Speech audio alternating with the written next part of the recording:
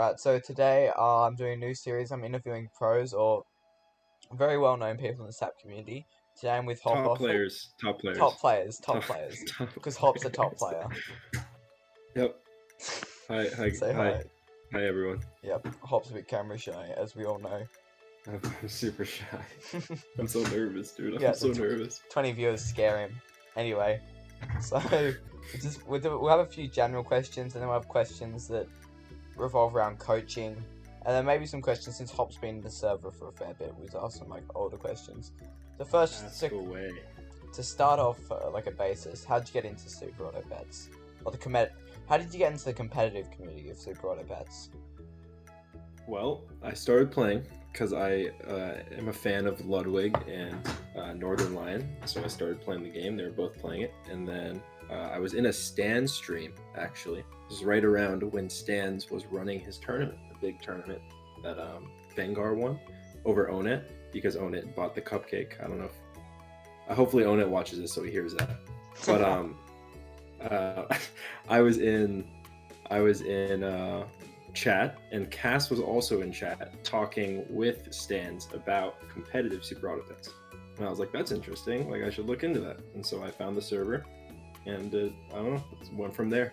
As a player, I wasn't really like respected until like a decent ways through the first team tour. Yeah, okay. Like I started the first team tour as a 5 seed. That's out still... of 6 oh wait, players. Yes. Out of 6 Out players, of 6 yeah. or 7. Yeah. See, So I'm just not respected. I was at all. drafted in the second to last round, I'm pretty sure. Ah, okay. No, but you're lovable, Lucid. That's the most important thing. So true, so true. So you were around when... Who was top player when you were around start of team tours? That would have been like... I mean, like, the top players were like the sit like Would have been around the COVID. old guard top players. Yeah. Oh, I mean, like, I was playing before that, right? Like, I was playing probably... I think that tournament was around like December of 2021. Yeah, it would have been. Well, I've been around for all of the last year plus. Yeah, all of 2022, I was here. Wait, so And your then, first team tour? Sorry, first team tour, right? Right. Yeah. So Yeah, and then the big server got created about a year ago. Like, it was last March. yeah, okay. So I've been around since before all the servers congregated and everything. Who is Sub Dojo created by? I think I asked DSC, and they said, who did they say it? I think Cass probably gets most of the credit. He said Rusty. So Rusting Shaggy was a owner, but Cass was like... Cass brought the 3 owners of the server, which were Rusting Shaggy, Hot Danish Guy, and Krill together. Okay, yeah. And then formed one server. See, I know Krill, but I don't, because that's Math Geek, right? Math Geek Krill. Yeah, the other 2 kind of disappeared within a month of the server. Like, Tay ran... Oh, wait, no, Tay was an owner, not Hot Danish Guy. Yeah, it's Taxi now. But yeah. For a long time, Krill was the only owner, even though the idea was originally that there would be 3 owners. Yeah, okay, that makes sense. Second question, what do you think is one of the... So this is aimed at people who are like top 3, and I'm not saying you're not top 10, I'm just saying you're not top 3. Right. But, what's the main reason that you're one of the best players in the world right now? That's a good question, because I am. That's a good question. You beat Onet, which is fair. You beat Onet in the first team tour. I beat plenty of people. You beat plenty of people. You had a few. Yeah, you beat... Oh, I mean, Rekwar probably wasn't bothered to play, so you know. I have a positive record versus Bagels in tournament. Well, Bagels is bad. We all know this. True. Yeah, that's true. And he's an awful coach. So true. But I mean, I'll answer the question in like an actual reasonable way. I'm not gonna like answer it pretending like I'm a top player, like I'm like the best, you know. But I think the reason why people like there are people who are just considered so much better than everyone else, even though this game feels like there shouldn't be that big of a skill gap, right? Yeah. Is I think people don't play the game. the 1v1 game. People just play the board game. Yeah, okay. Like, for example, like you can be really, really good if you are an amazing arena and lobby player, right? Like we've seen who's like, I guess Machine is a good example of someone who doesn't Chicago. really practice 1v1s. Chicago. Bagels is even a good example when Bagels first started Bagels gone of someone to who arena, right? arena. And so they are really good at building boards, right? So like when you're watching their shot phases, they're always making the right decisions, right? They're like maximizing their ability to get stats and like hold triples for the right times and things like that, right? Yeah. But a lot of people don't really think about like who they're playing against. They think, like, not to say people don't position, but positioning is step one, right? Like, Yeah. I mean, I feel like you really want to go ahead, sorry. So yeah. So I mean, I'm going interviewing you, so you should probably be doing the more talking. But anyway, I run into this problem, especially playing against different packs. Like against Pack 1 Mirrors, I'm so much stronger. But against Pack 2, I have a problem of just like buying stuff that would generally be good, but it's not good against Pack 2. Right. So I feel like that's where, like you said, a lot of top players distinguish themselves. Yeah. Is that like they're really good at having game plans, really. It's kind of like that, right? Like it's like if you're playing an arena game, you just build the best board. But in a 1v1, you're playing against someone else. And so the key is like for example, tempoing, right? Like it's a thing that people talk about all the time, but you very rarely see people get like truly tempoed. Like there's very few games where you see someone lose where they just have a better board. But that should happen more often than it does. Like when Burt Boy and the people who do that he's tempoed everyone out and no one could do anything. But like the people who you think about doing that to people are like Kai and Tangle and Own It and the people that we also think about as the best players, right? Yeah. And it's kind of just like sometimes tempoing is the best way to win the 1v1. Whether or not that's the best way to build a good board is a different question. But it's not about building the best board, it's about winning the game. Yeah. So that's like the main separator in my head, is that's the really good players are really good at positioning and game planning and also are really good at building their boards. I think that makes sense too, yeah. Because obviously you do see a lot of people coming over from like Arena and I'm pretty sure Chicago came from sub streams doing lobbies and stuff. They come over from that. Some people adapt really easy, but others just don't adapt to the 1v1 setting where you're not trying to build you're not just trying to build the best board, like you said, you're trying to win against their exact team. Well, I think a lot of the streamers are a good example too. Like Kelby and Cody, for example, are I think really, really good. And like they play the game a ton, right? So they have all this lobby and arena experience, but it's taken them a little bit to adjust to playing 1v1s against really good players. But as we've seen, like when they're on their A game to some extent, like they can beat really, really good players in 1v1s, like in like true 1v1s. Yeah. You know? Yeah, I agree. And that comes from the fact that they have that experience, like that baseline already. So it's just about, learning the other parts of the game. It's not just about learning how to build better and better boards. What should any new competitive player do to improve the most quickly or efficiently? So say I'm coming over from the casual side of things, not doing as many 1v1s, doing more arena. How should I improve? What should I do to improve very quickly? I mean, like I feel like it's the same. This is like an answer for like anything. It's just like play the game with an intention of improving. You know what I mean? Like you need to like play the game to improve, right? Yeah. Like you need to like just go on ranked and play the game a bunch. But like as we all know, you and me have queued into many a ranked game where we're like laying in bed and just like buying pets, and buying and selling pets. That's what it is, yeah. We're not improving we're not improving, but we're not getting any worse. It's just like that doesn't make you any better at the game. It's fun, and like I do it all the time. I don't think there's anything wrong with it. But if you really want to just like get better, you have to sit down and like think about what you're doing, make an effort to like track like, okay, this is what I did here and this is the consequence.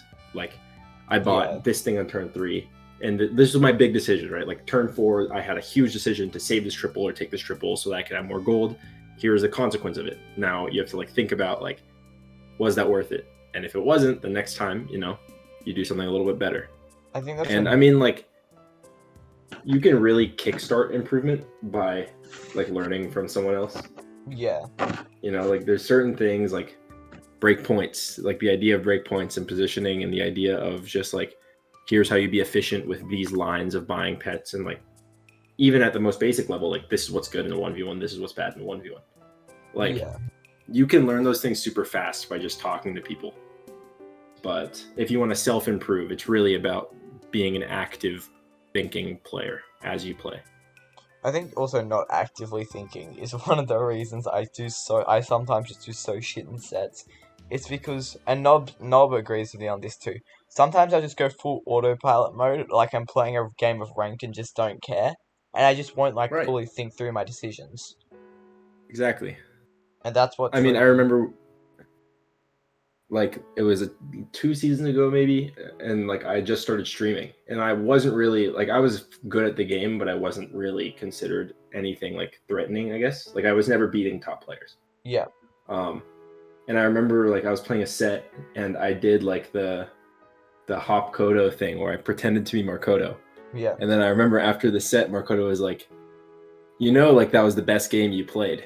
And it was because like I was taking whole timers and like talking through every single decision that I made. You know what I mean? And like, yeah. I'm not gonna do that ever again. You know, it's boring. No, I'm kidding. but like taking the timer and like talking through what I'm doing and just like making sure it makes sense rather than just like doing what I feel like. Yeah. Like improved my play a decent amount. And it's not because I didn't know what to do. It's just that sometimes I don't do what I know is correct all the time. You know, there's so many micro decisions in any game, but it's really easy to miss one. Yeah, especially I feel like with this, if you know what the meta is and if you know what good is, what's good, any player can beat a top player. You just have to really think through your decisions. 1000%. I agree. That's what I find good about this game, because like upsets can happen a lot, obviously because of high RNG and stuff, and you know 30% of games aren't winnable. But also, well, go ahead. Also, if you truly think through all of your decisions, you can beat someone that's a lot better than you. Well, if you truly think through all your decisions, are they really that much better than you? Is the second follow-up question with that, right? Yeah. I think in a long set, the skill gap like shows, but especially in like a single game, like in a ranked game, anyone can beat anyone. Yeah. You just need to think through your decisions, get a little luck on your side, and like that's all you need, you know. I've heard that statistic 70% of games are winnable. A lot of is that like where did that originate from? Well, Markoto said 10% of games aren't winnable. That was a Markoto quote. 90% of games are winnable. Yeah, and then everyone would tease him every time he said, "I don't think I could have won that." We just say, "Oh, that's just one of the 10%," you know. Or he'll say like, he's like, "Oh, I think that was unwinnable," and you're like, "Well, 90% of the games are winnable, so how is that one?" You know, like just little things like that. But I really think that I think there's not really a huge skill gap in terms of like RNG or not skill gap, luck gap. Like I don't think you can gap in this game so much that it's impossible to come back from, you know? Yeah. But I think there is like, it does have a similar, I mean, it's an auto chess. So it has this similar kind of idea that chess does, where in chess, if you go behind by one pawn, right? If the two best players in the world are playing, or if two computers are playing, whoever goes behind by one pawn will lose. It doesn't matter how tiny the advantage is. Like in a vacuum, if two people are the exact same skill, whoever has the tiny advantage will win. Yeah. So I think that's the thing that exists in this game. Like if I play myself, right, and one of my boards got a little bit luckier than the other, I should win very frequently on the little bit more lucky board. Yeah. I don't think that this game has such a huge gap that it doesn't matter the skill. There are games where they're just completely unwinnable. I don't think that really exists. Okay, interesting. Because if two players, go ahead, sorry. So yeah, I've felt a lot of games where like, I don't know, like for the last game of my set against Kelby, it was a Pack 3 game, and I hit turn 5 level 3 jellyfish, I think. And from that, and he hit like, he had ended up, his last board was like 6 capybaras or something, or like 5 capybaras.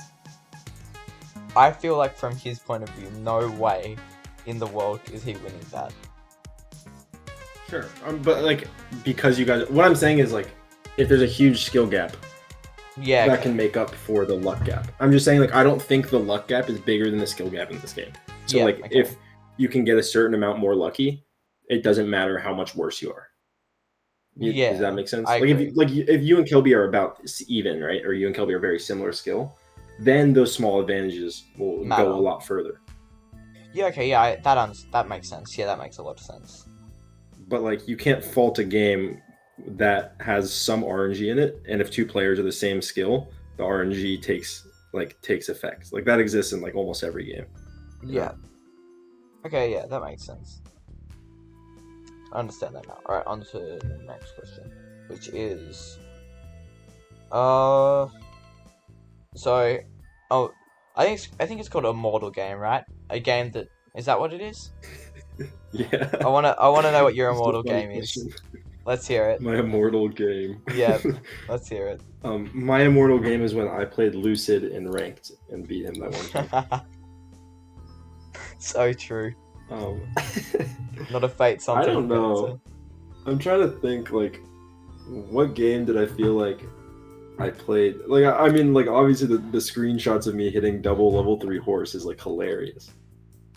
It depends, yeah. It depends what you look at your Immortal game as, because a lot of people have Immortal games like, oh yeah, it was a final of this tournament or something like that, and I played a like quintuple Scorpion line and won with it or some shit like that. Yeah. And then that's like that's their Immortal game, which is pretty cool. I mean, the game where I felt like I've played the best is I beat Katarba. Even though he beat me in the set, I beat him in a game in a tournament. It was winners top 8, and I beat him with where he hit turn 3 Caterpillar. Oh. This is the time when everyone was, and I was on pack 1, and everyone was saying pack 1 is literally impossible to play, and pack 2 was like so much better, right? Because Caterpillar had no counterplay, Yeah, and it was turn 3. Yeah. And you had Lotto and everything, right? And I got 5th in that tournament, which I was really, really happy with because I was playing all pack 1. Yeah, because pack 1 at that point was like definitely not as good, right? Yeah, well, it was just pack 2 was much better. Not that pack 1 wasn't as good, because that was when Ladybug was still really good, and Old Octo, and Lotto was just as good. Like, Buffalo was still strong. Dog Buffalo existed. True, yeah, because Dog was crazy. And pack 1 had Dog too. Yeah. But pack 2 was able to use Dog a lot better with like Goat and Owl and stuff like that. Yeah, makes sense. But yeah, and I won a game where he had like a 50-50 Bison and a 40-40 Bison, and I beat him with like Crocs and Stakes scam. Nice. That was a good one. But then he still beat me in the set, so like, it's like, I don't know. I feel like that's the best I've ever played, and I still didn't win. And it's fun because that's just like one game. It's like an Immortal game, not an Immortal set. But the next question talks about a whole tournament. So I know tournament wins are quite scarce for you. You know, you're not used to them like someone like me. Wow, what do you mean? No, but like, what's the best tournament you think you've won? I've won. Won. You have to win this is the question. You have to win the tournament. This is why I'm saying it's scarce for you. Well, the only tournament I've won have been the little FBL tournaments. Oh jeez. God. So I told you this. Okay. So there was one time where I went 5-0 in an FBL tournament, and the only places I played were laying in my bed and on the toilet. So that was my best tournament ever.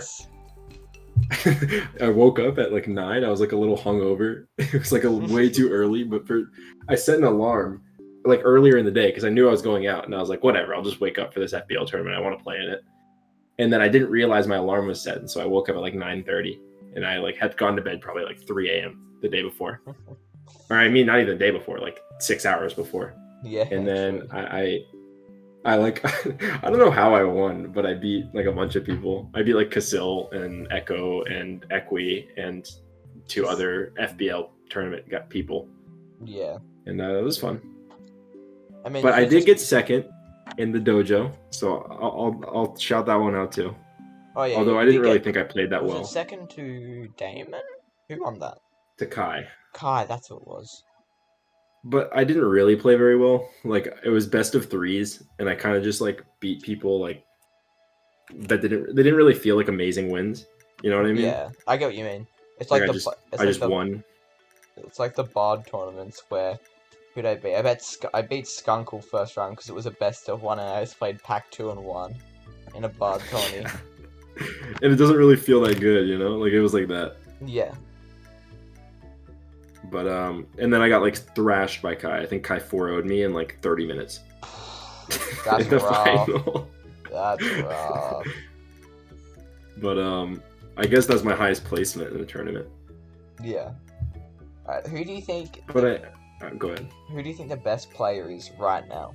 So currently, this is a hard question. Like after, like should I? I can give you my list.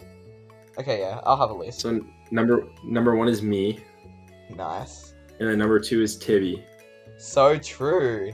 I like. And then number three is Bert Boyman. Makes sense. And then number 4 is Debbie Klein. So true. And Where's then Stupid Steel? and then top 10 probably fighting for the top 5, but number 5 I have Too Many Bagels. I think he's really good. Oh yeah, not as good as Debbie I Klein. don't I think- think Debbie Klein's just done another level up. Hey, in the words of Echo, Debbie Klein is the greatest sap player I've ever watched play. So true. So, realistic, I think Bagels is who I think is the best right now. See, I'd say that, but then again, I don't like bagels. Oh, right. So it's like, it's okay if you don't say it. You don't have to admit it. Yeah, no, actually, Nob is the best sap player. No, RR. RR. It's a Bard album. Yeah, anyway. RR. And then, yeah, it's hard for me to argue against Bagels, but I think like the skill gap is so small. Yeah, like, same. between like so many people. Like I think Kai, Tangle, probably Onit still, even though Onit's been losing. Like he's still, it's hard to say that he's not one of the best. Sub is great. Markoto, of course. Like all of these people are still like, Skunkle deserves a mention. Like all these people are still like incredibly good. I think Skunkle's still better. It's currently better than Onet. Probably fair, We get flamed. especially after like recent results. Yeah, 100%. But I also think like sometimes you just lose in team tour. You know, I have experience with that. I've experienced it that last season. It's not because I was How bad. many wins between us did we have, Lucid? Between us last Was it season or one? this season. Yeah, was it 1 last season? Well, I didn't get any wins, so this is all on you. So I made it to was 1. finals. I made it to finals, and I didn't get one. So you were 0-8, and I was 1-6. Yeah. We're pretty cracked Nice. at the game. We're pretty cracked at You the know game. the title of this is going to be like interviewing top player Hop, and you'll get to this part. You know, you and talking about you and I. We You and need I to lost 14 sets last year. You know how many games 14 sets is? And I best of So 5 all of many. them besides the Levi set. I best of 5 all of them. See, this is why I blame it on bagels. Yeah, it's Bagel's fault for sure. It's not yours.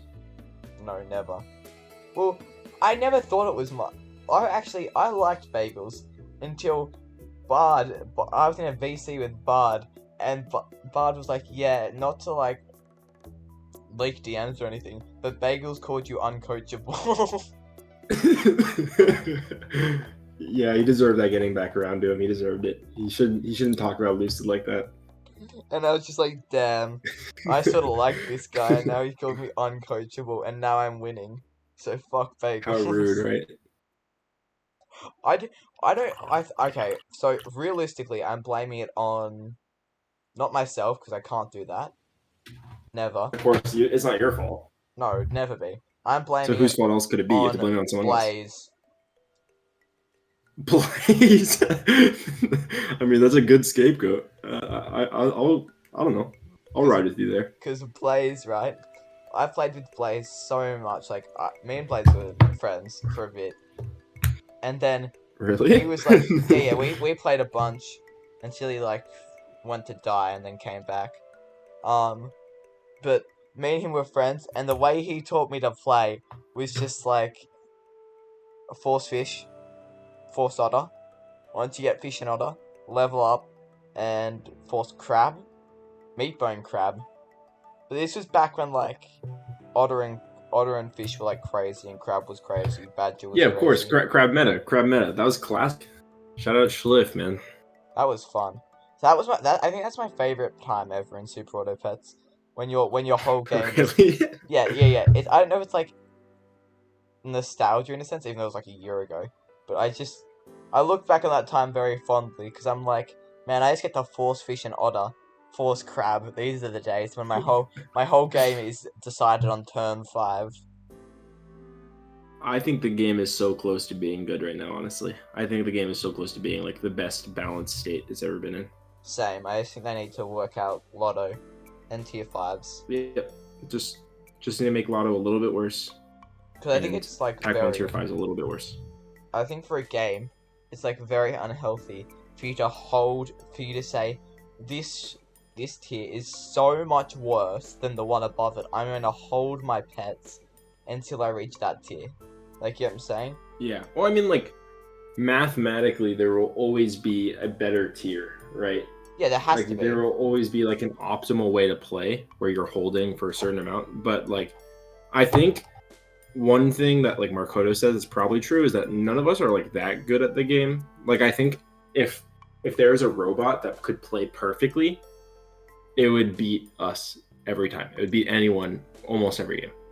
We need a coder in this community to do that. I want to see how optimally like the game could be played. I mean, it'd be really hard. It would take a really long time for like a machine learning like thing to reach to surpass the level that any of us play at.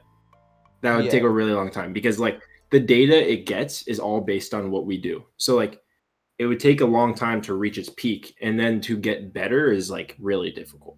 Yeah. But what was I gonna say? Oh yeah, I think because no one is like a robot at this game, and I don't think anyone will ever be because it's way too many small micro decisions to optimize. I mean, like someone could, right? But like this game doesn't have enough merit in it to put in that much time to get that good. Yeah. I think there's a lot of skill expression, like Echo says, and like creative expression that you can do in this game that like having much closer tiers allows you to like be more creative with your lines. Yeah, I feel like because more things are closer. I'm gonna bring this to like Fortnite because that's a game I play a lot. So the way I want the meta for that to be, and like actually any FPS game or anything like that with guns and any shooters, all the guns should be as close as possible so that it's not I want to take this one because this is the definite best one. It should be I want to take this one because it suits my playstyle the best. Right. Like if I want to jump in someone's face and spam, I'm gonna take this gun. Or if I want to play angles and play back and play more strategically, I'm gonna take this. And I think that's what Super Auto Pets would be best because that means you'd have to play against people's playstyles instead of just buying what's good. Right. And I think we're really close to that. I think we just need to reach a point where Lotto is not thought of as just like the best strategy. And once we get once the balance of the game gets there, I think now that Pack 3 is becoming more popular and things like that, like there's be a lot of different play styles, and it'll be pretty fun. I think I still Pack 3 is becoming a lot more popular, but I feel like it's the underground community of Pack 3 enjoyers, because I've talked to a lot of people and they just say Pack 3 is just not viable in 1v1s. And I'm thinking, I think it's bad. I love when people played against me. I don't know. It's but that doesn't mean that. I feel like there's not many good like in Pack 3. It suffers from like a very severe case of these are like the 4 or 5 good pets. Roll for these. If you don't get these, you might lose probably.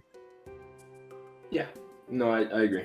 I think Pack 3 is probably like still 70-30 against like a correct Pack 1 or 2 play. Yeah, I agree. Maybe 65. Like it's not unwinnable, but it's just like there's no advantage into playing it besides it could be a little more refreshing, I guess. I wouldn't even call it more fun because you're just clicking the roll button. Yeah, I mean the only reason people started playing it, I feel like, because I like for sort of like indie events and stuff, I'd play it just to get better at it and to like scare people, because like people don't know how to play against Pack 3 a lot of the time. They just run into Pack 3 and like, oh, Pack 3, this scares me.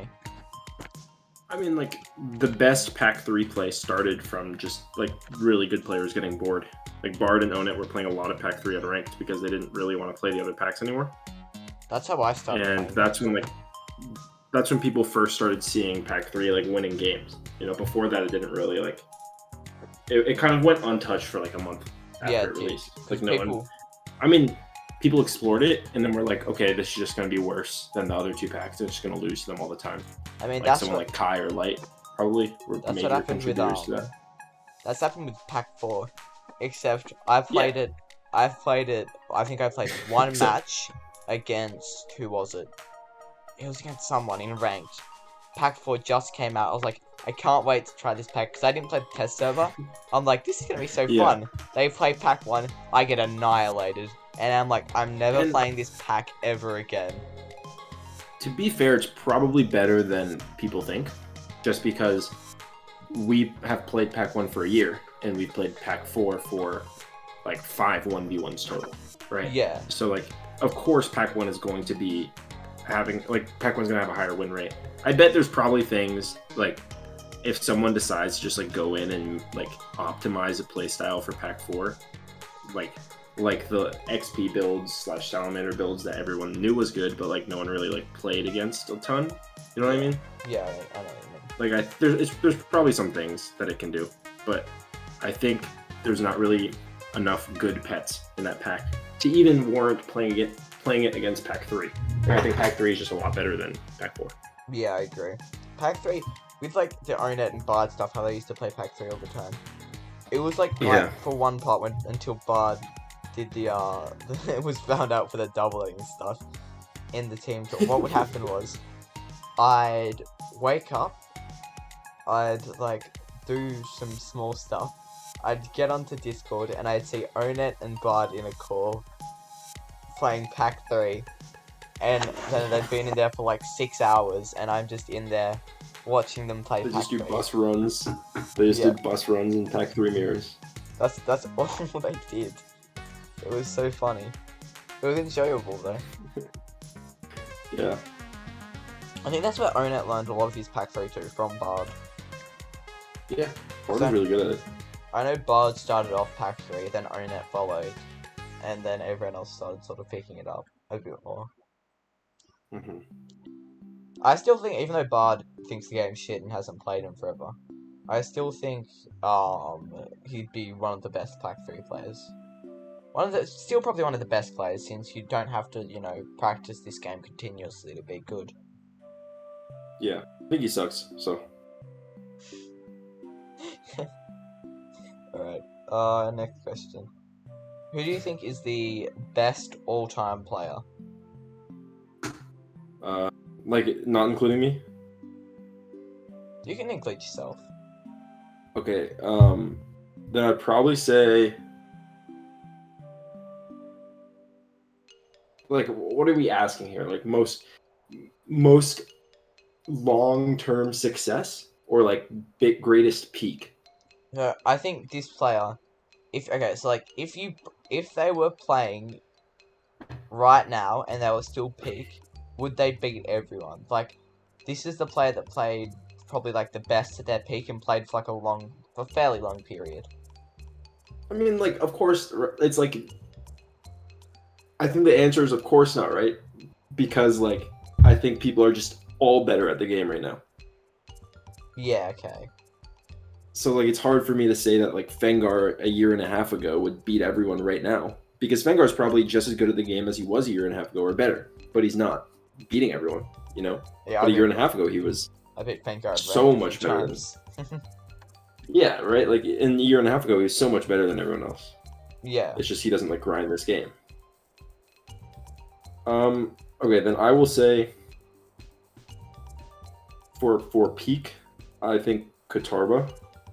That's who I was thinking. Especially Like there was a point in time where it was kind of like he really only lost to like a couple people in tournaments, and he was really good in tournament too. That was what made it like even different than like most people have found success. Is that like for example, like Kai's always been good, right? But like Kai can lose to people in tournament because he's not really much better in tournament than he is any other time. yeah. He's just like great at all times. But Katarba was great like during like team tour or whatever, right? And then he was even better in tournament where like the tournament where I lost to him, I think he dropped 3 total games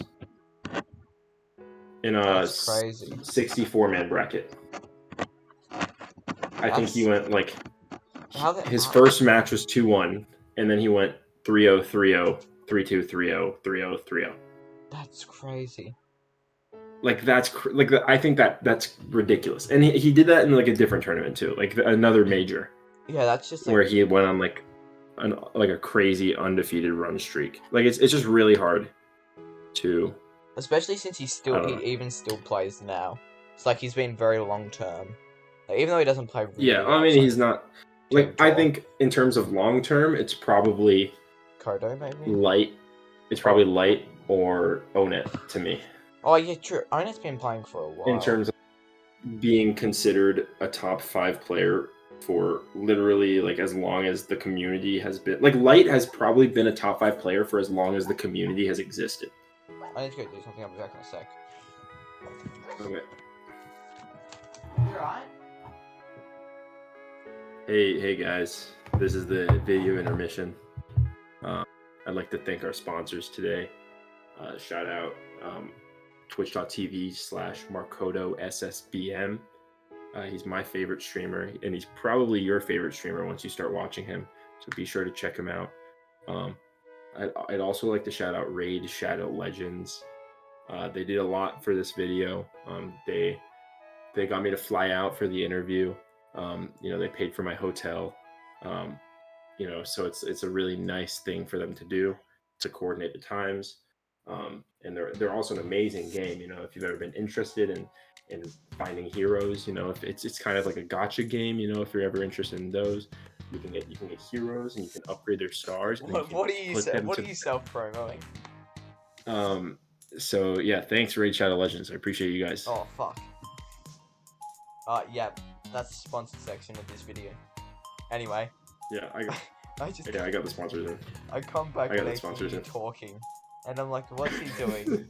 And then I just see you saying, just like pulling out, saying an ad raid, and I'm like, what? I gotta get your bag, Lucid. I gotta get the bag in. Come on. Okay.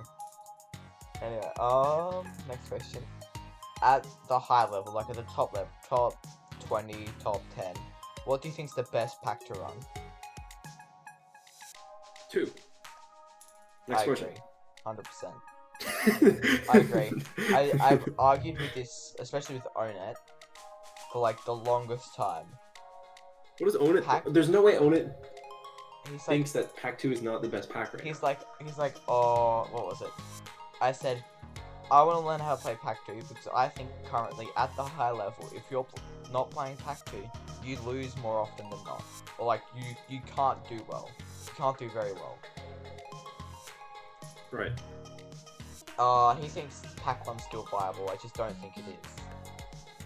I think it is still viable. It's viable. I think it's like, I don't know. I think Pack 2 is so much better.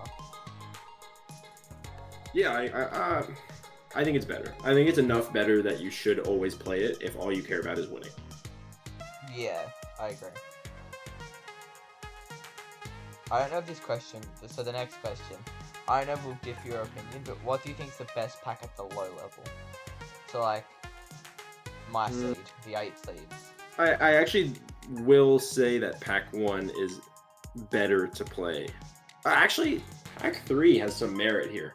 I don't really know what, like, I think if you're bad. I think there's much less of a gap. I think there's like 3 lanes here where Pack 3, right? It has merit because the lower seeds won't like really know how to play against it as well. Like they won't be as well adjusted to adapting to something that they don't see very often. Yeah. Right? So that has merit there. Pack 2, obviously, I think it's the best, and Lotto is really easy to learn. But a drawback of Pack 2 as a new player is that like Lotto is not like a flowchart a lot of the time. Especially if you want to play it optimally. And so a lot of like lower seeds kind of will just play it like a flowchart. And then they'll get themselves into trouble because like they hit a bad lotto or they hit a medium lotto and then they just keep building their boards and then they look up and they're down 15-3 and like, yeah, sure, they might scale a little bit better because they played lotto, but like they're also down 15-3 because they played lotto, you know, and like that kind of, you can run into that problem. And then Pack 1, I think the biggest reason why it's a little better is because a lot of lower seeds like started playing the game or like have significant hours in the game that aren't 1v1s, right? They're kind of like newer to 1v1s. And Pack 1 is just like what is most comfortable. Like that's what you've played with the most. Like everyone has played with Pack 1 the most until like before, like in arena probably. So I think there's a little more merit in choosing the other 2 packs than just hard forcing Pack 2 in the lower seed. See, my thought process is Pack 1's better because if you can't navigate Lotto, like, more times than not, I think Lotto can be very bad in the low seed. Like, bad, if you're not good at Lotto, it's bad. It's like... I don't disagree. So that's why I think Pack 1's better. I don't disagree. I agree, I understand what you're saying. I also think, like, I tell my, like, the lower seeds on my teams, I just tell them to play whatever they're most confident in. Yeah, okay, yeah, that's what I'm told too. That's the thing that I want from them the most, you know. Is I want them to play whatever they're most comfortable using. Like I'm not gonna tell them to just play the thing that's best because it's the best, because they might not play it like the best, you know. Yeah. All right. So, at the high level, we saw these pack questions. At the high level, besides Pack 4, because we all know it's the worst, what do you think's the worst pack to use? 3. No, I thought that'd be the answer, yeah. So it probably goes Pack 2, Pack 1, Pack 3, Pack 4. Yeah. And I think it's more like Pack 2 and then 2 greater signs, and then Pack 1 and then a greater sign, and then Pack 3 and then like 15 greater signs, and then Pack 4. Yeah, that makes sense. So besides Pack 4 at the low level, what do you think's the worst pack? Probably still Pack 3. I mean, I don't think it's like very complicated. I think it's just that most people don't really know how to play against it. And like, say it again. I don't think it is either. I assume that these would be the answers for most people. Yeah, and like I don't think like in either sense they're very far away. Like they're not that much worse, but they're definitely the worst in terms of like just winning percentage. Yeah. Okay. Alrighty, on to that's most of the general. Oh yeah, that's all the questions. So I have a few coaching questions, and that's never mind anyway. So, sure. What do you think makes a good coach? Able to explain thoughts eloquently. And able to simplify things enough that someone can like learn from it, you know what I mean? Because like a lot of the time, like really really good players or just like someone who has 1,000 hours in this game kind of like thinks of the game in a different sense than someone who's brand new to it. Yeah, and it's really hard to teach. Like you can't teach someone how to position for breakpoints if they don't even know what breakpoints are. Yeah, so it's about like knowing what your like who the person you're coaching, it's about knowing what they know and then being able to adapt what you want to tell them so that it's the most meaningful to them, because you don't want to mince any information, right? You don't want to withhold anything, but you also don't want to overcomplicate anything. So it's about getting as much meaning into your words as you can without letting them, without overwhelming, I guess, is the best way to do it. That makes sense. Because in the end, a lot of the decisions in the game are logical. So it's just there's not much nuance in explaining things. It's just if I say, I think this is better, this is why. That's kind of how you coach, right? You watch them play and you say, I think this is better, this is why, or I think that was good, what you just did, do you know why? And having them explain it. It's kind of just making sure that everything you say is understood. Yep. That makes sense. So who do you think currently is the best coach? I don't know. Probably Markoto. I think he's a good coach, and I also think he's really good at the game. So it's hard to argue that he's not the best coach. But I also don't know how good other people are at coaching. You know? Yeah, I don't know the Kodo coaching either. I think Kai's a really good coach because I've gotten coaching from Kai. I think Tangle's a really good coach because I've gotten coaching from Tangle. I think, although Rekwar doesn't coach a lot, the coaching that I've got from Rekwar is great. Yeah. But really, I think I think almost every really good player will end up being a good coach. It's just they have to want to coach. Yeah. Okay.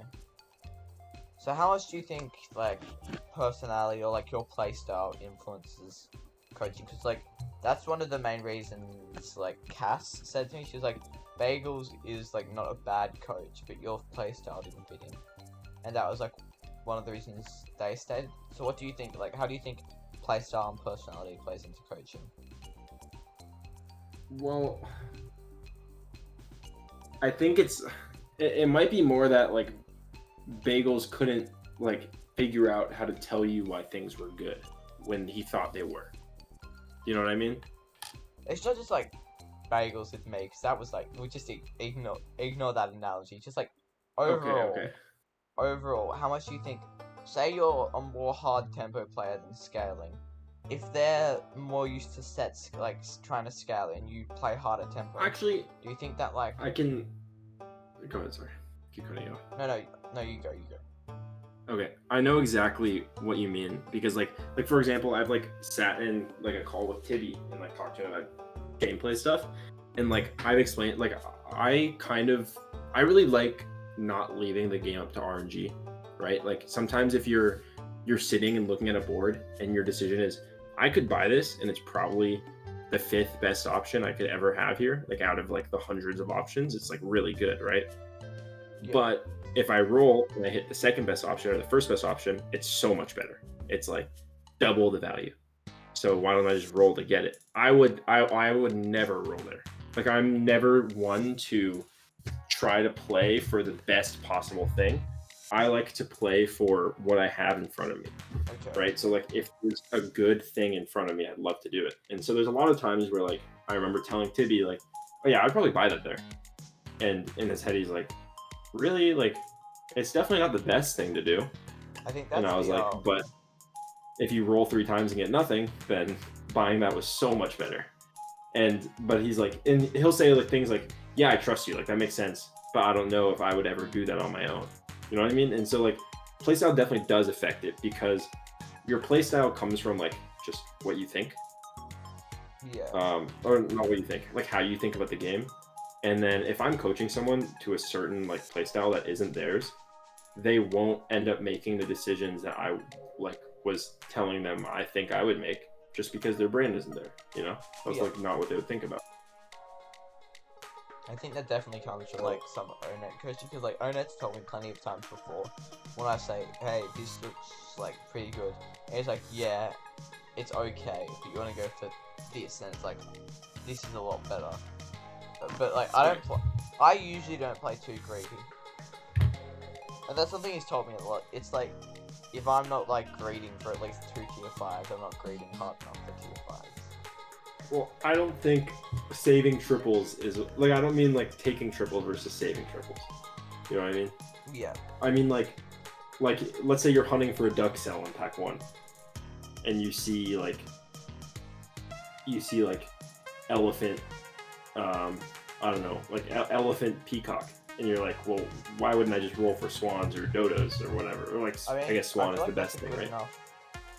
No, this comes Right. to where I overpower. But that's the phrase, right? That's the phrase that a lot of people don't like, is good enough. You know? Yeah, okay.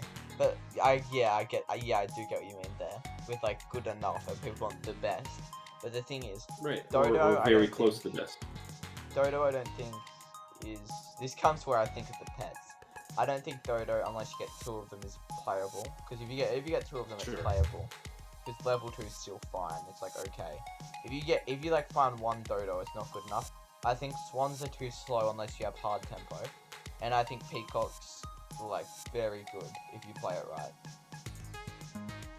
Yeah, I think swan's like the best pet in the game, in Pack 1, but you know. Okay. I mean, I love it. Like swan's very To good. each their own. Swan's very good. But if I don't have Yeah. enough tempo to like put it on my board, I'm not going to. Yeah, I Especially understand. especially against when I'm playing pack 2. I want to win those. I don't want to draw or lose. Right. So if I don't have hard enough tempo, I'm rolling for something that's more tempo. But yeah, that's my Right. stance. I know what you mean. That's my stance on Swan. But yeah, it's very good.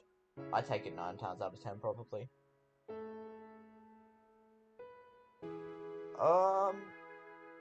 That's all my real questions. Actually no, I have a few questions. Why is Bagels the worst coach? I think Bagels is a great coach. That's not an answer. The question was, why is he a bad coach, not a good coach? I've talked to him about this personally. With me and him had a long conversation, and by long, I don't think very long, but No, Bagels can't. I will not talk bad on my good friend Too Many Bagels' name. Too many Bagels can't have a long conversation. He doesn't have enough brain cells to formulate enough words. I love that guy. I'm so mean to Bagels. He deserves it though. I don't care. This will be my excuse. At this point, Team Torrat. It's not a major, Oh, wait, it's like. I can explain. Hold on, I'll answer the Bagels question briefly. I think people don't respond well to certain styles of coaching, and Bagels is a little more of like a black and white critical kind of coach, and some people might not like being told what they did was bad or wrong. Some people will just like to hear like complimentary kind of coaching, you know? And so it's like to each their own kind of thing. And like that's just like a personality thing. Yeah, I But see that. I understand that. At this okay, point, go ahead. At this point, it doesn't really matter to me. I don't know what went wrong, but something went wrong, and I'm just going to ignore it now. Because I feel like he wasn't even that critical of me. I just sort of. Oh, I'm not saying like I don't know what happened. I'm just gonna leave that one. you might not just have been able to absorb the information as well as someone else might have been able to, like, give you. You know, it's nothing to do with the specific coach. It's to do with the coach and like the relationship between his coaching and your learning. Yeah, personality. Exactly. So at this point with Team Joyride, I wouldn't look at it as a major as such, but it's a pretty big. It's like the biggest tournament. It's like the annual big tournament. Do you think, like, I feel like it doesn't have major status, but it's pretty close to it. What do you think of that? Like, well, like it's just not a tournament. It's like a league. So yeah, that's like, it's like in a professional sports league that has playoffs, right? Like the regular season and the playoffs are just two different things. So you can't have like a league be the major, you know? But I think it is the most important tournament we have. I agree, yeah. So if anything, it's even more than a major. So I have an idea, and I can't run tournament. Even my tournament today, it's so scuffed. OC hasn't played. NA was meant to play, they haven't played. I don't know what EU's happening. And I'm being bullied by Echo. But we ignore that. I have an idea for a tournament. So this is like team tour, right? But like, do you think there'd ever be room for a tournament where you choose like your own team and stuff like that? Like, what would you think of that? I mean, teams would be Like, what do you mean? absurdly broken, but like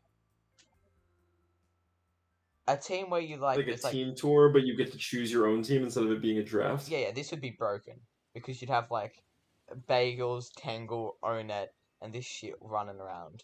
But like, Right, you could. say you had to have like one first seed, one second seed, one third seed, one fourth seed, but you could like everyone got to form their own teams. How different is that than drafting? But with drafting, you get um two captains, and they choose you could hate that captain with all your heart. You could like absolutely despise them, but you don't really have a choice at this point. You're just on their team. Well, I think the hope is that someone who hates someone else won't draft them, you know? Yeah, I get what you mean. Like, I think for the most part, people get drafted to coaches that they have a relationship with to some extent. Yeah, I get. Yeah, that makes sense.